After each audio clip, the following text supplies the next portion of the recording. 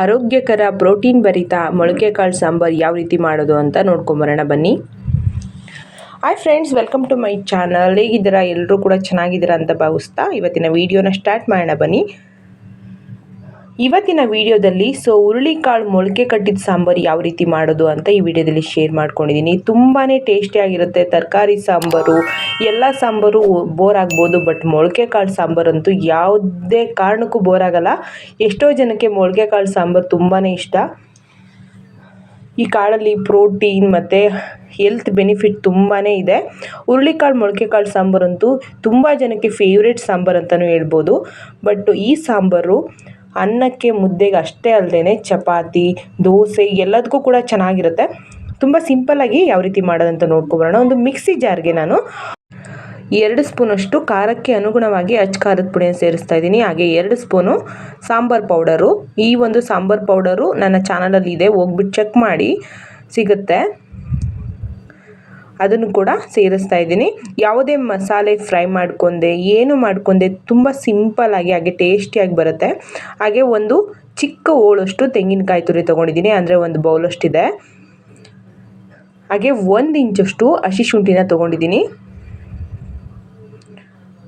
ಮತ್ತು 2 ಲವಂಗ, ಒಂದು 3 ಪೀಸ್ ಚಕ್ಕೆ, ಒಂದು 2 ಕರಿಮೆಣಸನ್ನ ತೊಗೊಂಡಿದ್ದೀನಿ. ಟೇಸ್ಟ್ ಚೆನ್ನಾಗಾಗುತ್ತೆ. ಹಾಗೆ 1 ಗೆಡ್ಡೆ ಬೆಳ್ಳುಳ್ಳಿ ತೊಗೊಂಡಿದ್ದೀನಿ. ಹಾಗೆ 1 ಗೆಡ್ಡೆ ಈರುಳ್ಳಿ ತೊಗೊಂಡಿದ್ದೀನಿ. ಹಾಗೆ 2 ಟೊಮೆಟೊನ ಹಾಕ್ಕೊತಾ ಇದ್ದೀನಿ.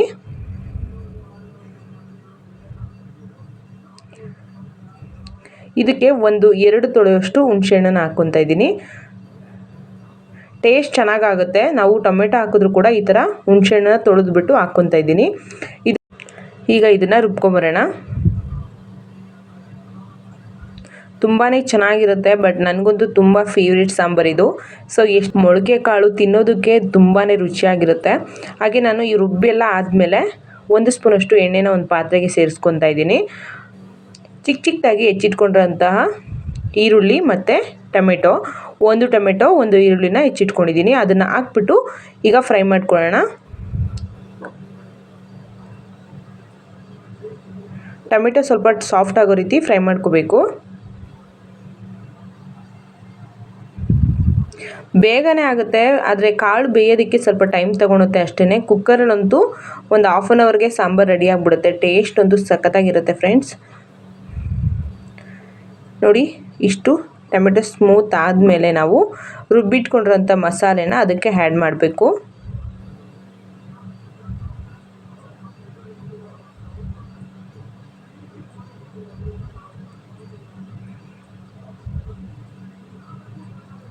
ಗೊತ್ತಾಗುತ್ತೆ ನಮಗೆ ಸಾಫ್ಟ್ ಆಗಿರೋದು ಟೊಮೆಟೊ.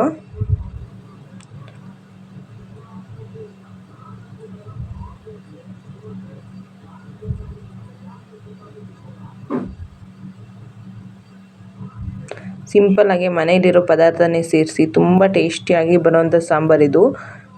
ತುಂಬ ಕಡಿಮೆ ಇಂಗ್ರೀಡಿಯೆಂಟ್ಸ್ ಬಳಸಿ ತುಂಬಾ ರುಚಿಯಾಗಿ ಬರುತ್ತೆ ಈ ಸಾಂಬಾರು. ಈಗ ನಾನು ರುಬ್ಬಿಟ್ಕೊಂಡಂಥ ಮಸಾಲೆನ ಇದಕ್ಕೆ ಆ್ಯಡ್ ಮಾಡ್ತಾಯಿದ್ದೀನಿ. ನಾವು ಯಾವುದೇ ಮಸಾಲೆನ ಫ್ರೈ ಮಾಡ್ಕೊಂಡಿಲ್ಲ, ಹಾಗೆ ಹಾಕಿದ್ವಿ ಅಲ್ವಾ. ಈಗ ಒಂದು ಸಲ ಇದನ್ನು ಮಿಕ್ಸ್ ಮಾಡ್ಕೊಳ್ಳೋಣ.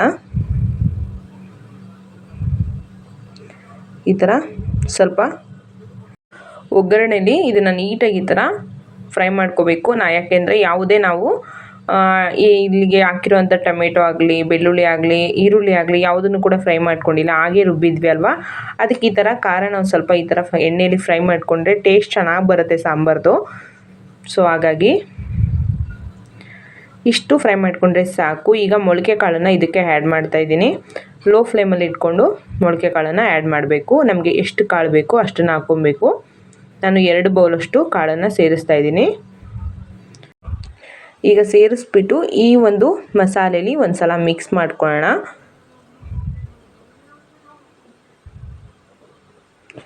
ಈಗ ಇದಕ್ಕೆ ಎಷ್ಟು ನೀರು ಆಗುತ್ತೆ, ಅಂದರೆ ಕಾಳು ಬೇಯೋದಕ್ಕೆ ಎಷ್ಟು ನೀರು ಬೇಕೋ, ಸಾಂಬಾರು ತಿಕ್ನೆಸ್ ಎಷ್ಟು ಬೇಕೋ ಅದನ್ನು ನೋಡಿಕೊಂಡು ನಾವು ನೀರನ್ನ ಆ್ಯಡ್ ಮಾಡ್ಕೋಬೇಕಾಗುತ್ತೆ.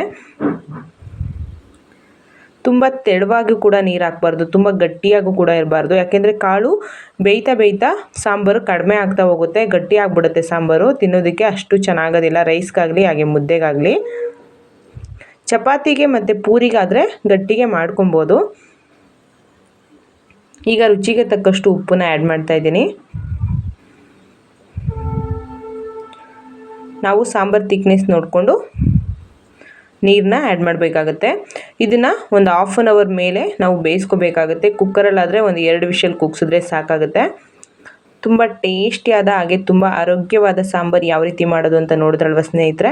ಸೊ ವಿಡಿಯೋ ಇಷ್ಟ ಆದರೆ ಒಂದು ಲೈಕ್ ಮಾಡಿ, ಹಾಗೆ ನನ್ನ ಚಾನಲ್ಗೆ ಇನ್ನೂ ಯಾರೆಲ್ಲ ಸಬ್ಸ್ಕ್ರೈಬ್ ಮಾಡಿಲ್ಲ ಸಬ್ಸ್ಕ್ರೈಬ್ ಮಾಡ್ಕೊಳ್ಳಿ.